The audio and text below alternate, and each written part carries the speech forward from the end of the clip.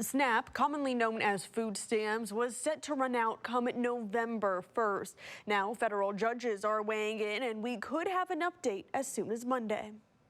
We're thinking about how we can address our family needs, that our families take care of meals on the weekends, and they use their SNAP benefits to do that. Food pantries and assistance services across the state are expecting an exponential increase in need this weekend and moving forward as more days pass in the government shutdown. So we're figuring out how can we provide prepared meals for them, and what can we do to make sure they're taken care of over this coming month.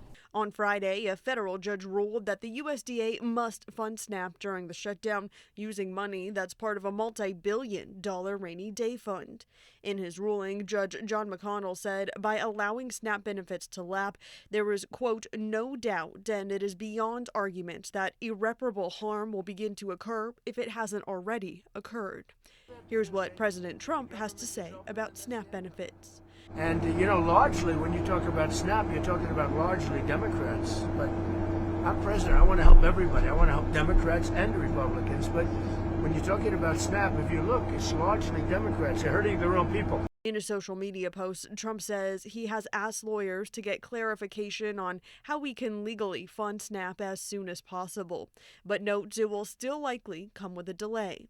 In Washington state, 900,000 people, including 300,000 children, are losing their benefits for the time being, as Republicans and Democrats in Washington, D.C. still can't come to an agreement on a spending bill to reopen the government. Overall is struggling vulnerable Americans who rely on this benefit to be able to put food on the table. Here in Washington state, Governor Bob Ferguson says he's going to start allocating $2.2 million weekly to food banks to ensure Washingtonians can still put food on the table. Natalie Fahmy, KOMO News.